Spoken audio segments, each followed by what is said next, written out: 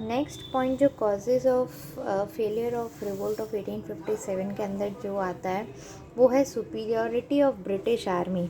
देखिए, ब्रिटिशर्स के पास में जो है वो मॉडर्न वेपन्स थे, जैसे एनफील्ड राइफल्स, अच्छी सी एक आर्टलरी, स्ट्रॉन्ग आर्टलरी।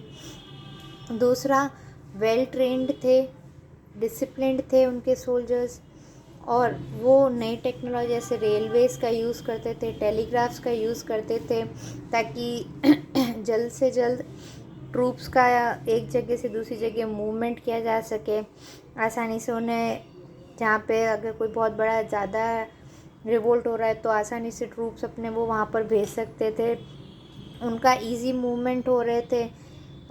कम्युनिकेशन भी उनका बहुत ज़्यादा स्ट्रॉन्ग हो रहा था ब्रिटिशर्स का। तो ये भी एक रीज़न है कि जो ब्रिटिशर्स आर्मी की जो सुपीरियॉरिटी है, जो टेक्नोलॉजी वो यूज़ कर रहे थे,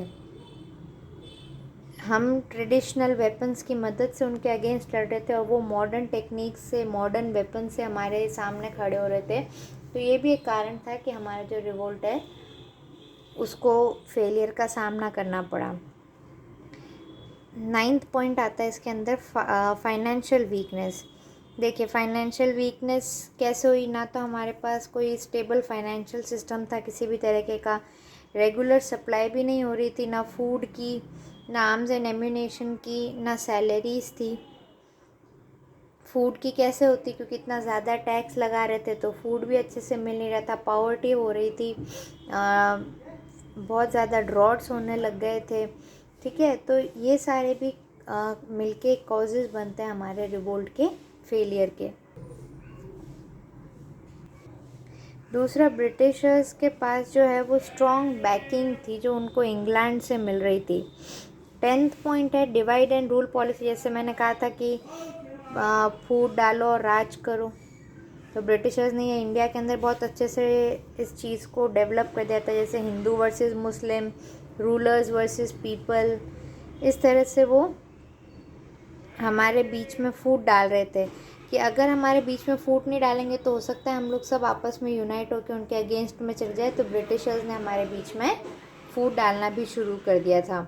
11th कारण हो सकता है लैक ऑफ क्लियर ऑब्जेक्टिव। जैसा मैंने कहा था कि हमारे पास अगर सारी चीज़ें हैं, चलो हमने कह दिया, अच्छी प्लानिंग भी हो गई, अच्छा कम्युनिकेशन भी हो गया, हथियार भी मिल गए, लोग भी मिल गए, लेकिन हमारा गोल क्या है, हमारा एजेंडा क्या है उस रिवोल्ट का, अगर हमें वो ही नहीं पता है, अगर हम क्लियर ही नहीं कि हमारा ऑब्जेक्टिव क्या है, तो हमारे पास चाहे कितनी भी अच्छी फैसिलिटीज़ क्यों ना हो, कितना भी अच्छा क्यों ना हो, हम उस चीज़ को अच्छे से नहीं कर पाएंगे। तो हमारे पास कोई सिंगल गोल था ही नहीं। किसी को मुग़ल रूल वापस चाहिए था कि भाई मुग़ल रूल वापस आ जाए, वो तो कम से कम ब्रिटिशर्स, किसी को मुग़ल रूल वापस चाहिए था, किसी को चाहिए था कि मराठा पावर रिस्टोर हो जाए, कोई चाहता था कि हमें लोकल इंडिपेंडेंस ही मिल जाए, बस आज़ादी मिल जाए। तो ऐसे हमारे जो गोल्स हैं, ऐसे जो हमारा ऑब्जेक्टिव है, वो क्लियर ही नहीं था कि हमें एक्चुअल में चाहिए क्या है इस रिवोल्ट से जो हम ये रिवोल्ट कर रहे हैं। कोई विजन नहीं था मॉडर्न इंडिपेंडेंट इंडिया का।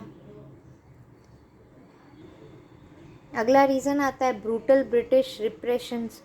ब्रिटिश जो हैं वो एक्सट्रीम फोर्स यूज़ करते थे ताकि वो इस रिवोल्ट को क्रश कर सके, इस रिवोल्ट को तोड़ सके। तो उन्होंने मास एग्जीक्यूशंस लगाने शुरू कर दिया, डिस्ट्रक्शन कर दिया विलेजेस का, कि जो ब्रिटिशर्स के ख़िलाफ़ बोलेगा उसके गांव को जला दो, वहाँ के लोगों को मार दो, उनसे ज़मीनें छीन लो। तो यानी ब्रिटिशर्स जो हैं वो अपना प्रेशर भी बहुत ज़्यादा लोगों पर बनाने लग गए। तो इससे क्या हो गया, लोगों में डर हो गया, उनकी जो करेज था वो टूटने लग गया। The people started becoming discourage, और वो फर्दर किसी डिसीजन में या फर्दर किसी भी रेजिस्टेंस के लिए आगे नहीं आ पा रहे थे। नेक्स्ट आता है इंटरनल कॉन्फ्लिक्ट अमंग रिबेल्स, यानी राइवरलीज जो हैं वो डेवलप होने लग गई थी लीडर्स के बीच में, ग्रुप के बीच में। वो कह रहा है ऐसे नहीं, ऐसे करना चाहिए, दूसरा ग्रुप कह रहा है नहीं आपने ऐसे क्यों किया, हम कह रहे हैं वो ज़्यादा सही है। तो आपसी मतभेद भी बहुत ज़्यादा होने की वजह से भी रिवोल्ट का फेलियर होना बहुत ज़्यादा एक बड़ा रीज़न हो गया था। कि हमारे आपस में विचार ही नहीं मिल रहे हैं, हम आपस में ही लड़े जा रहे हैं, तो रिवोल्ट कैसे करेंगे? जब हम आपस में ही क्लियर नहीं, जब हमारे आपस में ही नहीं बन रही, तो हम सामने वाले से कैसे लड़ेंगे? हाँ, एक दूसरे पे हमें ट्रस्ट नहीं है, हम एक दूसरे के साथ कोऑपरेट नहीं करना चाहते। लखनऊ वाला कह रहा है मेरी पॉलिसी ज़्यादा अच्छी है, इस स्ट्रैटेजी से ब्रिटिशर्स के ऊपर हम हमला करेंगे तो ऐसे जीत जाएंगे। बंगाल वाला कह रहा है कि नहीं, अगर हम इस तरह से जाएंगे तो हम आराम से ब्रिटिशर्स को हरा सकते हैं।